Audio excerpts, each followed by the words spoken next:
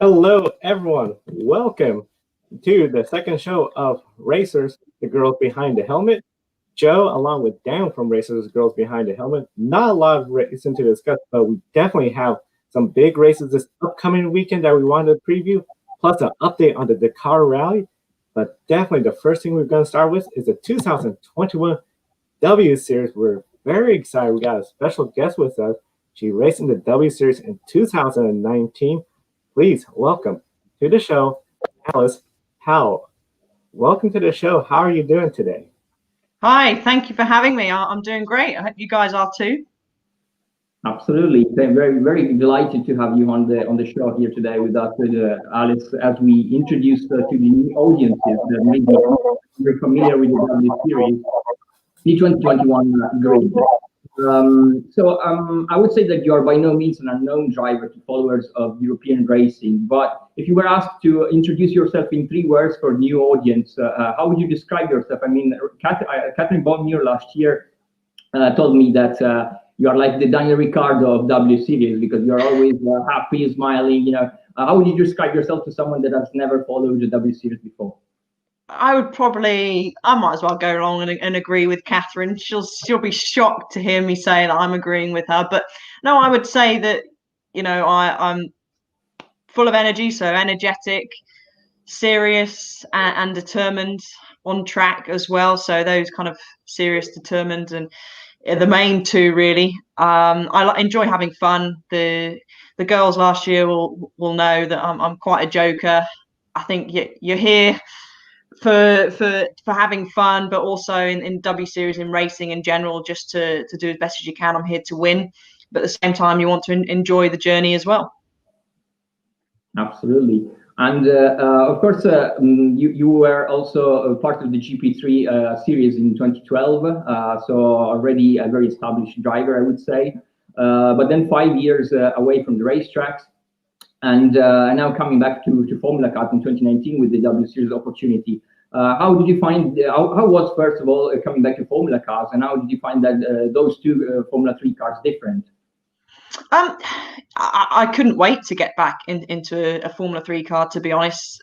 And W Series did a fantastic job in the first year of the series, and it's really showed what it deserves for the second year. Being on an F1 support for 8 races is just incredible. So when I first remember jumping back into the F3 car at the first proper test for us in the F3 cars in Almeria to get our slot in 2019 on the grid, it was just incredible to be back in. There was a lot of cobwebs. People say it's just like riding a bike. You just get back in and you leave where you left off, but it's definitely not like that. The cars were a lot different. They're a lot heavier. So this Formula 3 car compared to, let's say, the GP3 car or the Formula Renault that I drove kind of in 2011, GP3 was 2012, a lot different, a lot heavier, much bigger cars. So there was that to sort of get used to, as well as keeping up the training. When those 4 or 5 years that I had off, there was still a few little kind of tweaks that I needed to adjust in my training to make sure that I was going to be on the game for when we first got to the first round at Hockenheim. But no, it ended up being a sort of a slowish start really to the season. It had a bit of a dip, you could say, in the middle of the season with the DNF that created that spectacular photo at Mazzano, and then Norris Ring with the failure in qualifying and in the race eventually as well. But it ended on a high. He just recently showed a picture there at Brands Hatch having a win in front of the home crowd, which was fantastic. Oh, absolutely. And of course, you pretty much summed up your first season in W Series in 2019. You were also the first female driver, the only so far to score points in the GP3 series that now has become the FIA Formula 3 Championship. Yeah. So really a role model for a female in motorsport, I would say also. Again, talk us through a little bit of what you think it's going to be different from this year in the W Series compared to 2019. Obviously, all different tracks. Do you think there's some new dynamics in 2021? Yeah, I mean, obviously, no one really knows what to expect because of COVID. That's happened. Things are probably going to be quite a bit different now. in terms of maybe how the series is run, with us all being a close group. We all travel to the circuits together. Whether that's going to happen this year, we don't know. But it's all pretty much new circuits. I've been to a few of them from racing in GP3, but a lot of them are going to be quite new. So that's going to be a challenge for not just me, but a lot of the drivers as well. You're going to have us second-year drivers that are going to come back. You've had some drivers actually, for example, using Jamie, that have had even more experience in the car, racing it in regional this year. I think it's going to be tougher than it was the first year, that's for sure. You've got some great drivers coming into the series as well that really deserve their place on the grid. So it's going to be a difficult season. It's going to be interesting. It's going to be limited track time on the race weekend, so it's not going to be a lot of time to learn the circuits, which in some ways I was sort of used to when I raced in GP3 back in 2012. I only had one, as you might remember, Daniel, I only had one test day in the GP3 car before actually jumping to the race at Barcelona. So learning those new tracks, was difficult that year in GP3 with such limited practice session. It's still similar now in Formula 2 and FIF3. It's really tough if you don't know the circuits. So everyone should be on top of their game, use what training they can, simulators. If you don't know the circuit, it can be really useful. But it's going to be interesting. It's going to be a great season, and I think this one's going to be even bigger and better than the last one in 2019. You just one more question before Joe asks you his questions.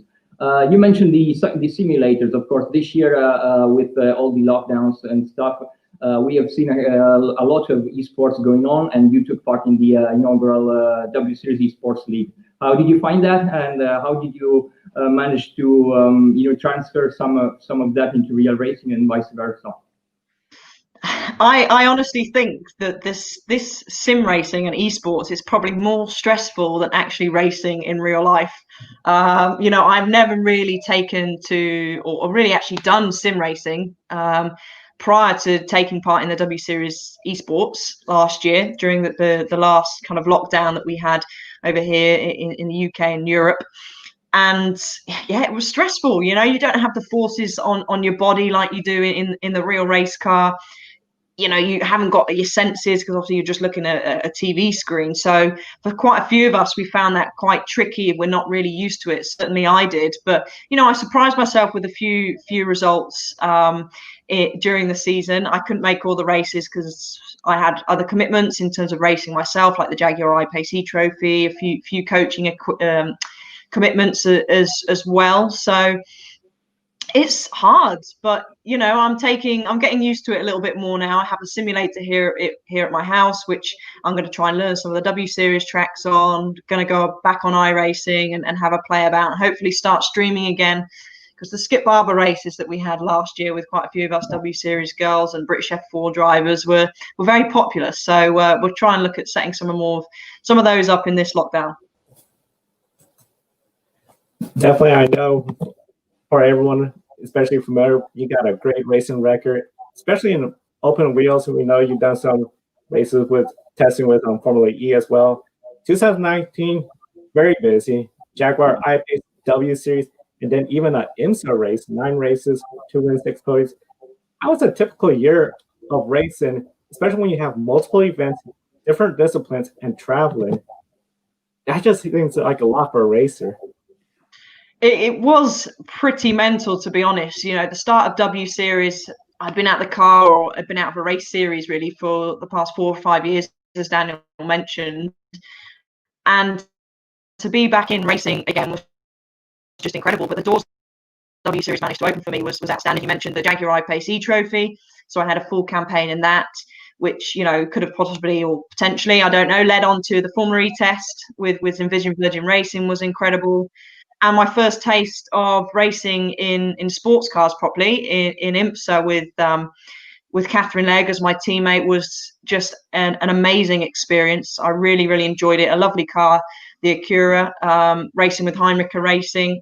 It was amazing. It was so much to take in that weekend, learning so much off of Catherine. Obviously, she's very experienced. She's a fantastic driver. So to have her as my teammate for my first ever huge race like that in sports cars was amazing. So something that I'd really definitely love to go back and do. The fans were so passionate out there at the circuit in VIR. So it was blown away really. 2019 was such a great year.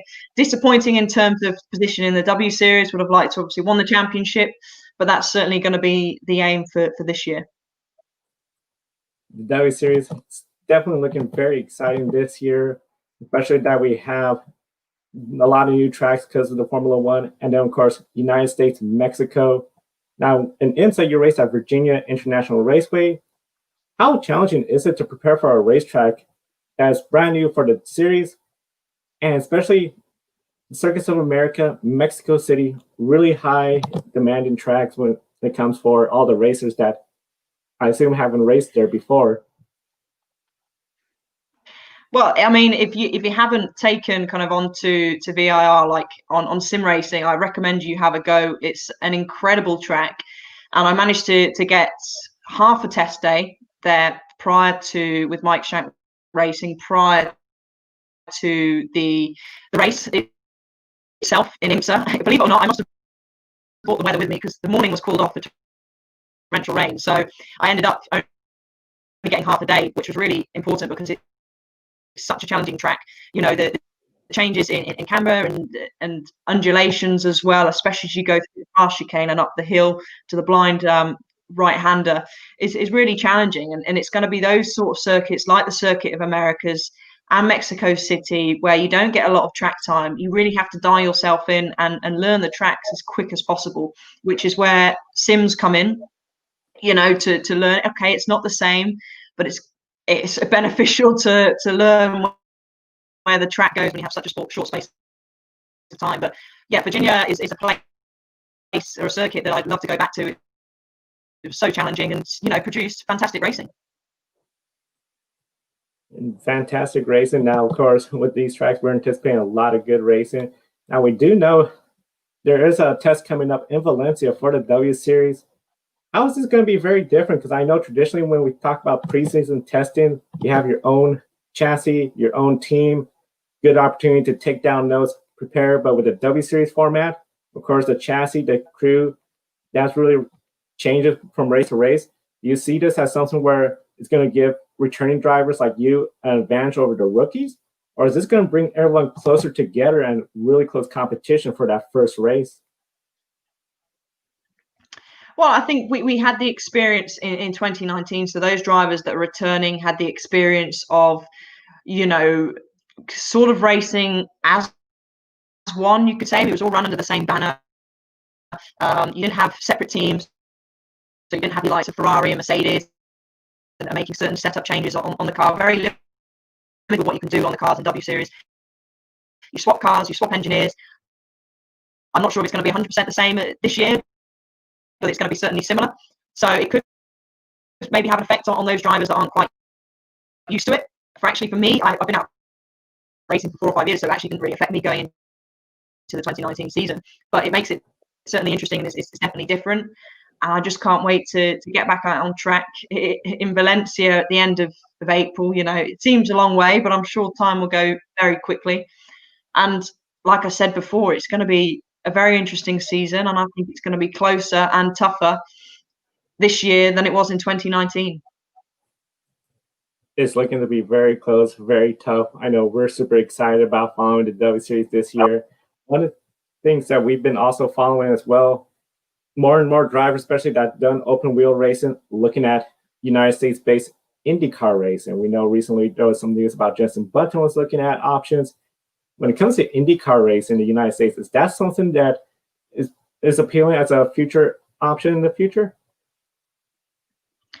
Yeah, well, 100%. I follow IndyCar when it's on the UK here on TV, Indy 500 especially.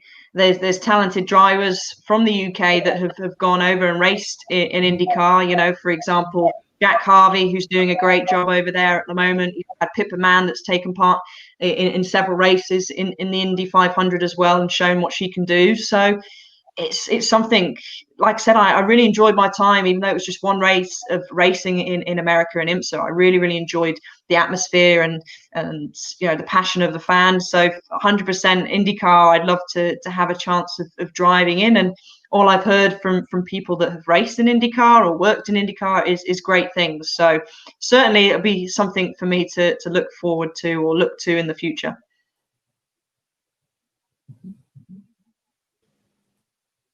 One more question. Of course, as a testament of the W Series potential, what they did for all of you that they didn't have a seat prior to this opportunity, you were immediately brought back to under the radar of other championships and brands, as you mentioned, the IMSA and the Jaguar, of course, also. What do you think the partnership with Formula One represents now for W Series coming into the season? I think, as I mentioned before, W Series had a fantastic first season. Daniel, you were there at quite a few races and at Brands Hatch as well. And you must have seen, the response that everyone was giving to W Series and support. I just remember the autograph session at Brands Hatch. I know the British like queuing, but I hadn't seen a queue like that for a long time. It was so humbling for us all to have lots of people, especially lots of young females that wanted talk to us about motorsport. And I think Formula One have acknowledged what W Series are trying to do is not to segregate, but to just create opportunities. They've 100% created opportunities for myself of W Series, and they will create other opportunities for other females as well. And I think Formula One have acknowledged that and really want to try and push females in racing, because there's plenty of talented females out there that kind of want the opportunity, and Formula One want to encourage that and increase the female participation in the sport. And I think the W Series and Formula One are going the right way about it. 100%. And speaking of course, of young female drivers, like you mentioned, in 2020, you also proved your talent not only behind the wheel, but also as a driver coach. You've been working with Abby Pulling in the British Formula 4 in an amazing championship. Do you think, first of all, how was it to work with her?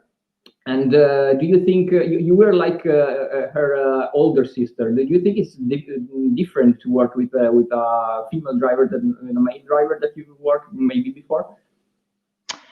Yeah, I mean, so I started working with Abby sort of really on round 2-3 of the 4 campaign. I missed the first couple of races, but due to being in Berlin for the Jaguar IKC trophy, and I knew Abby as a talent. She's a 2-time British karting champion, so I knew of Abby. I knew how talented she was. So to have the opportunity to work with Abby was incredible, and we get on extremely well. We spent a lot of time together, and she's worked extremely hard. You've got to have that right connection between the driver and the coach. You've got to have that trust in each other. The trust. If I say something to her, she's going to go out and try and do it, and that she's got to trust that what I'm saying to her is the correct thing, and that she can go out and do it. So she showed with very limited testing what she can do, finishing in the top 6, numerous podiums.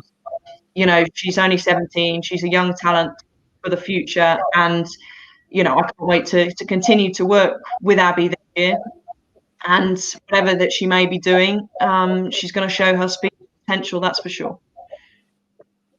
And obviously, also 2020 was also very challenging on so many levels. And motorsport, as I always say, it's also a very mental sport, a very psychological sport. How did you cope with the lockdowns, the first and the second, and now the third one in the UK? And how do you cope with both the sporting and the mental sides? I think it was a hugely challenging time for everybody in whether you were not involved in sport. It doesn't matter what country you were in.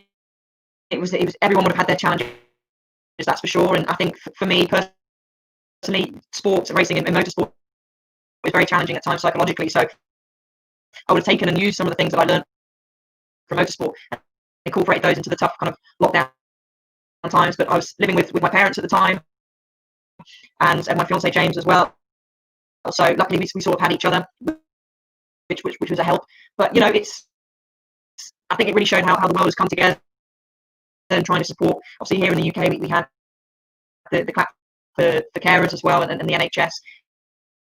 So it just showed as a country coming together to support those that are really pushing hard to kind of stop the virus and to save lives. But motorsport side of things was challenging because it was just up and down. Like no one knew what was happening. The F1 calendar obviously changed numerous times. The iPace calendar from my side was hugely affected. But I just saw it as it was the same for everybody. You know, no one knew what was going on, so the other drivers wouldn't really know what was going on. So, you know, it was tough. But when you know that everyone else is in the same boat, it sort of makes it easier. But I think the main thing is just to focus on the job that you need to do and focus on yourself. Yeah, absolutely. Well, again, you all the best for 2021, and hopefully see you in Valencia. And yeah. Cool, guys. Thank you very much for having me on.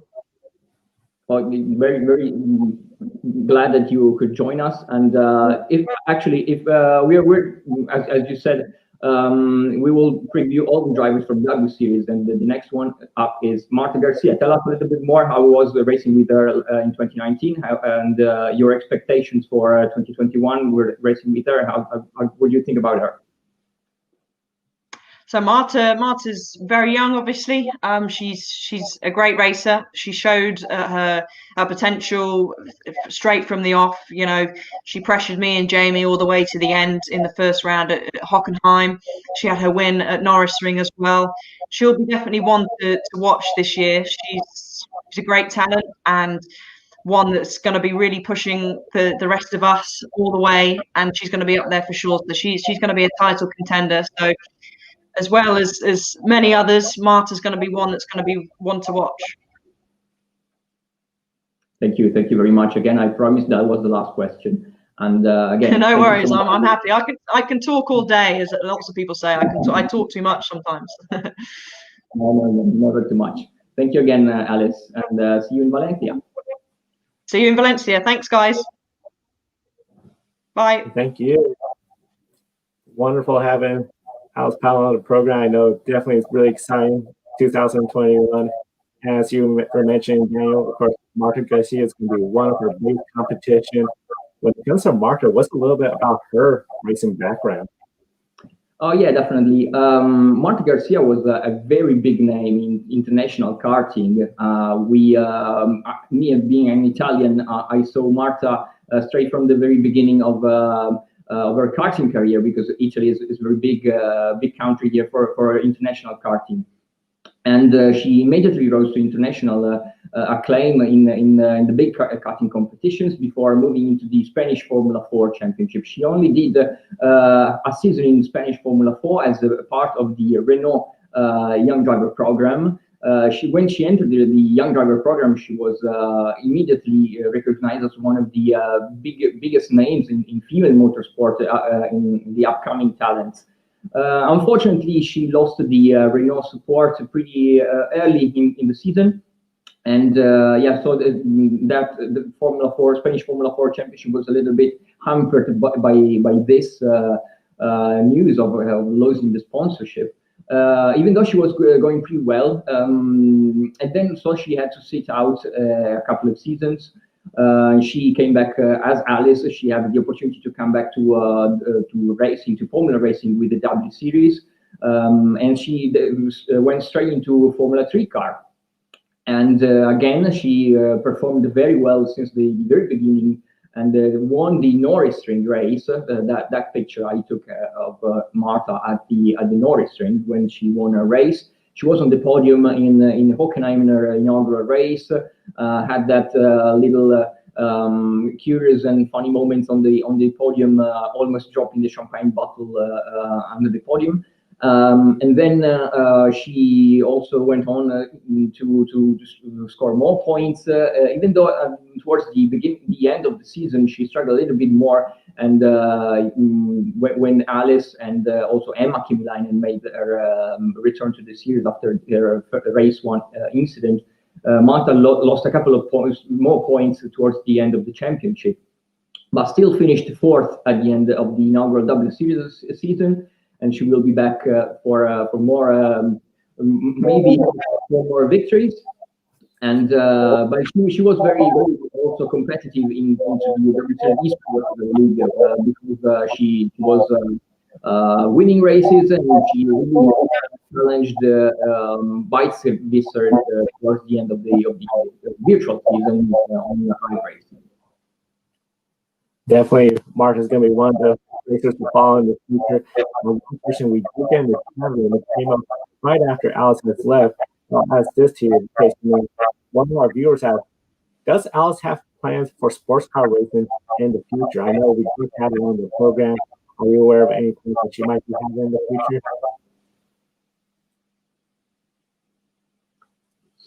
I didn't get your audio perfectly, sorry. Oh, not a problem. I know with we had a viewer ask, does Alice have plans on doing sports car racing in the future? Okay. That's a good question that we should have asked her. I don't know at the moment. Don't really know at the moment what Alice's plans are apart from the W Series 2021. She did their first season in the all electric Jaguar I-Pace e-Trophy series, which was the supporting series of the Formula E Championship. Unfortunately, for the pandemic, it was heavily hampered that season, and unfortunately, the Jaguar brand canceled the altogether the championship after only 2 seasons. It would have been very interesting to see Alice coming back to the Jaguar I-Pace e-Trophy, because she did very well, and she also scored some podium positions also at other very first race in this year. So I don't actually know what are her plans apart from WC this year. Yeah, and I know I caught that question just after she had left. So definitely, we always encourage all the viewers, hear your questions, comments. We always love to hear from you. Definitely, we welcome you. And we're going to continue our series of previewing the 2020 series as well. One of the big races coming up this weekend is the 24 hours of Dubai, in which we're going to have 3 racers here, and it's going to be a really exciting weekend. We'll start off with Samantha, and of course, the 2021 24 hours of Dubai. Last year, it only got to the 16-hour mark due to excessive rain. The track doesn't have exactly the best drainage system, so everyone's looking forward for the return of this race, and especially going to full 24-hour distance. In the race, as I mentioned, we do have 3 women racing. Samantha, last year, 2020 season was pretty positive. 3rd in the Pirelli GT4 America Sprint X Silver class. Yes, that is 1 position lower than 2019 when they got 2nd, but still great effort by her team. Samantha Tan Racing, they won the team championship in the American Sprint X Silver. Came home 7th in class last year in the 24-hour race. Her co-drivers for this weekend are going to be Chandler Hall, John Miller, and Nick Whittemer. So definitely going to be following Samantha Tan's effort in this race. Another driver that we have coming into this race as well, Jasmin Preisig. She's going to be in the TCR class. 2020 overall for Jasmin, pretty good year. The 28-year-old Swiss driver is making her first start in the 24-hour race. Last year had overall a great season. The big highlight was at the 16-hour Hockenheim race win. Jasmin will have 4 co-drivers in total. Autorama Motorsports, powered by Wolf Power Racing Team, is going to have multiple entries in this race. So definitely Jasmin's one of the drivers to watch, and we encourage all our viewers, as we talk about the drivers, follow them, whether it is on Instagram or Twitter. We got their information right there on the screen. The 3rd driver that's going to be in the race as well is Karen Gaillard. She is going to be making her race here at the 24 hours of Dubai. This is her first start in this race. She is racing in the GTX class. So it's worth noting the 3 female racers, they're all in different classes. So it's going to be really interesting to see if we could have potentially 3 class winners. Be really exciting. Qualifying is today. Essentially, Jasmin drove the car to pole in the TCR category. So that was a big, big achievement for her and the team. Samantha Team Racing also took P1 in GT4. And then Karen, they're going to be P3 in the GTX class. So overall, really good qualifying session for everybody. Tonight, night practice is going to be going on. Tomorrow, warm-ups, and then, of course, the 24 hours of Dubai race. So definitely it's going to be a really exciting weekend for everyone following that race. Now, one of the big things that we got to talk about, Formula 4 UAE, Hamda Al Qubaisi. Yeah, definitely. Supporting the Dubai 24 hour, as you said, Joe, there will also be the UAE-based Formula 4 Championship with Hamda Al Qubaisi, the younger sisters of the Al Qubaisi sisters. She will be back for a second year in a row into the Formula 4 Championship in the UAE. Last year, she had a very impressive campaign, and she scored 3 victories and 12 podiums, and basically scored every pole positions in the series. So we're definitely expecting more from important results from the younger Al Qubaisi sisters, who also did very well into this year's Italian Formula 4 Championship, and she also took part in one round of the German ADAC Formula 4 Championship, where she scored 3 top 10 results, with very big grids and very competitive fields.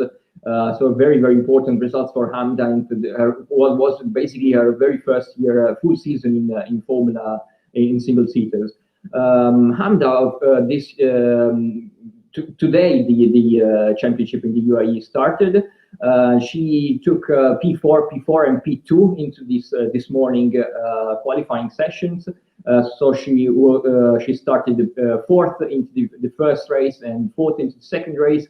She will be starting again 4th into the third race, and she will start 2nd in the third race, and the 4th race will be the grid will be with the reverse grid.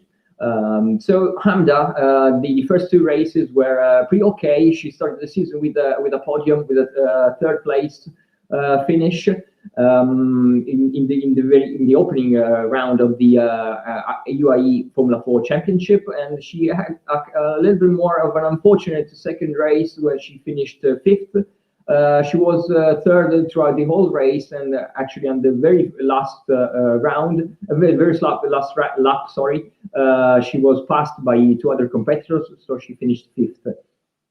Tomorrow there will be 2 more races to round out the first round of the UAE Formula 4 Championship.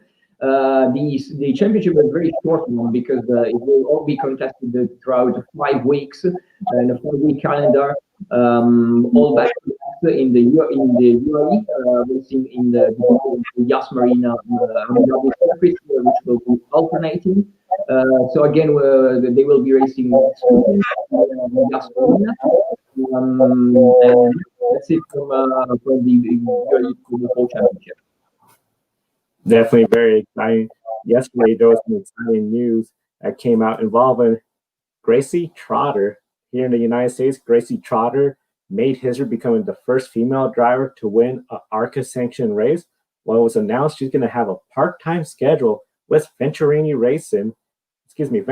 Motorsport, driving the number 15 and 25 Toyota Power. Of course, she's been coming up with the NASCAR Drive for Diversity program. Toyota has been a big backer of her throughout the progression of her career, but now she has sponsorship with Mobil 1. And this is very exciting to see Mobil 1 sponsoring her. Right now, currently, we do see Mobil 1 in the Cup Series with Stewart Haas Racing, mainly Kevin Harvick. So a lot of people are wondering if this could be a potential new sponsor for Gracie Trotter, and seeing the potential. She's going to be at Daytona, the ARCA Menards Series. It's going to be really exciting to see her take her next step and maybe someday get to the Cup level. So overall, some big exciting news from there.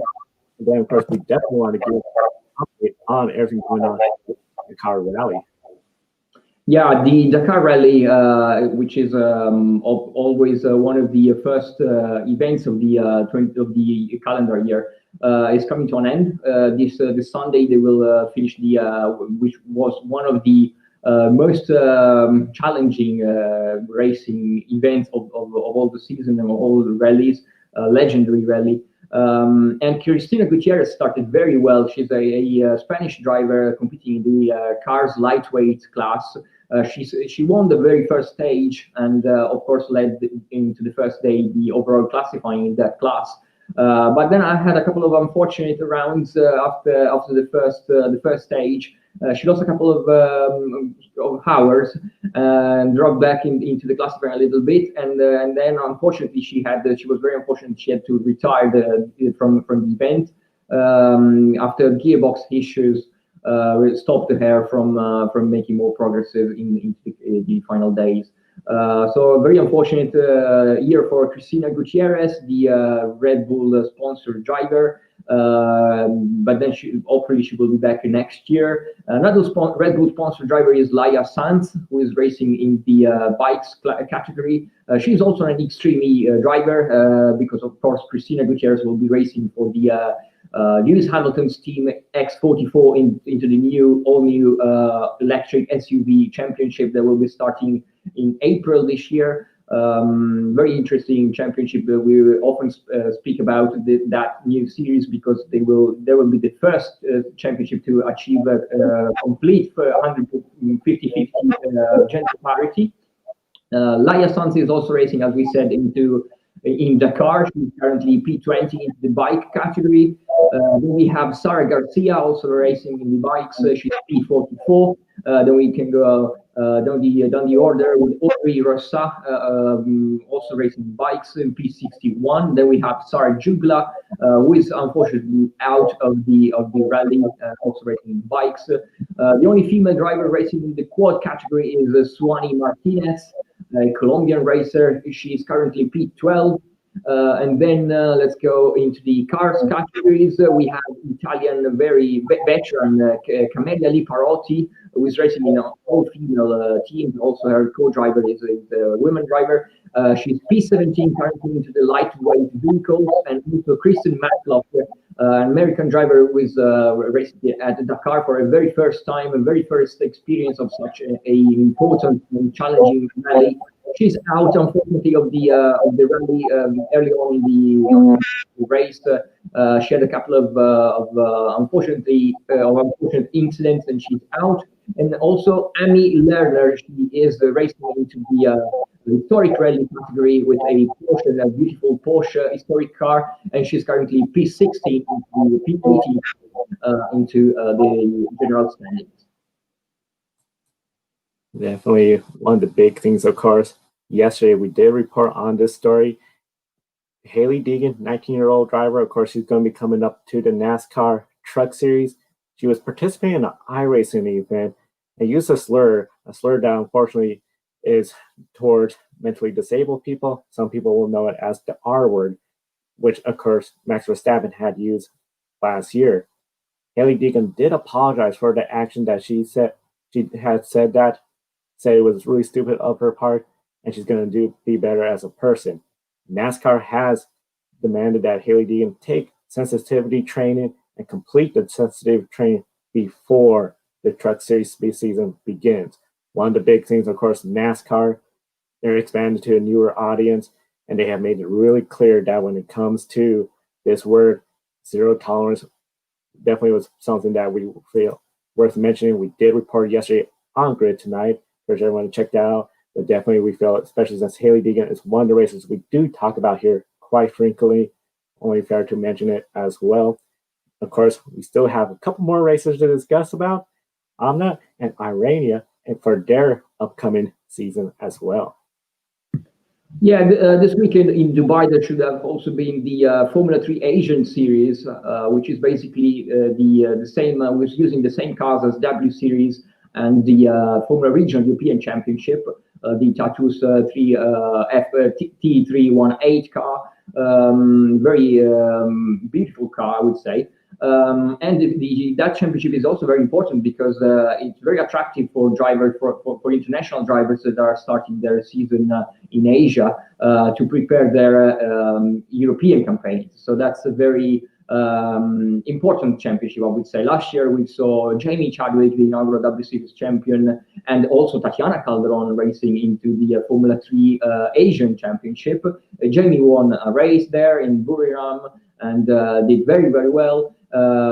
but also other important drivers also raced there last year, like Formula One driver Pietro Fittipaldi. We saw him making Formula One debut with the Haas Formula One team into the final two races of the championship, subbing for the injured Romain Grosjean.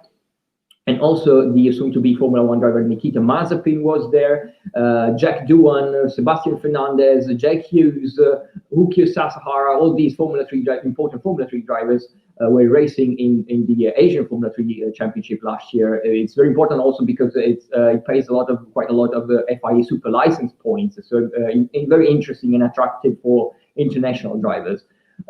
This year they will be racing in also like the Formula 4 UAE Championship in a very compressed schedule of only 5 rounds. They will also be racing into a 5-week calendar. Unfortunately, they are not in Dubai right now because they will be starting 2 weeks from now. The first round has been postponed because of the travel restrictions in the UAE. So to actually allow all the international drivers to complete their 14 days quarantine into the UAE and then take part into the first round of the championship. We'll be following very closely this year the Formula 3 Asian Championship because 2 female drivers will be racing there. One is Hamda Al Qubaisi's older sister, Amna, also a race winner in Formula 4. She famously won the Formula 4 trophy race at Abu Dhabi Yas Marina Circuit last year with the racing in support of the Abu Dhabi Formula 1 Grand Prix. And she became the first female driver to finish on the podium in a Formula 1 support series race. So very, she made headlines in 2019, in November 2019, when she won that race. She will be back after 1 year hiatus. She was off of the racetrack for 1 full year due to the pandemic issues. And then she will be back in making a Formula 3 debut in the Formula 3 Asian Championship, racing for her own Abu Dhabi racing team. They will be racing with 3-car program. The other 2 drivers are still to be confirmed, but Amna will definitely be on track and she will make her Formula 3 debut. We will see if she can continue her racing season into Europe and transition into the Formula Regional European Championship, which from this year it will be named the Alpine Regional Championship. And also Irina Sidorkova, the very young Russian driver, 17-year-old driver, that was set to make a debut in the W Series last year and become the youngest ever W Series racer at only 16. Unfortunately, the 2020 W Series Championship has been cancelled, as we know. She will make her Formula 3 debut, so in the Formula 3 Asian Series as well, because she tested the car, obviously with W Series and Almeria in Spain, but also in other couple of occasions.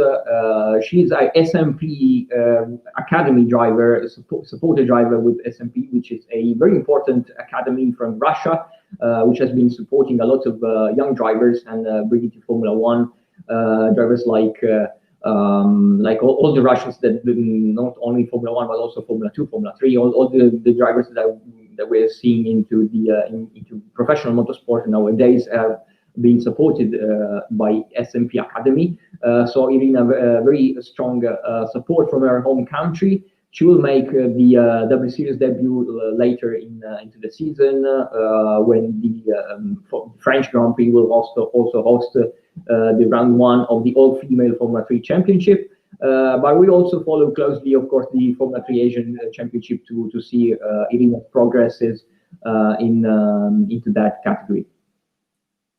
Definitely, it's going to be very interesting seeing the 2 of them, and of course that series. As mentioned, a lot of big names have come out of that series as well. I know we're just about out of time, but before we go off the air, we know there was some breaking news this morning involving another big series and Jade Edwards. Can you tell us the latest on Jade Edwards for 2021?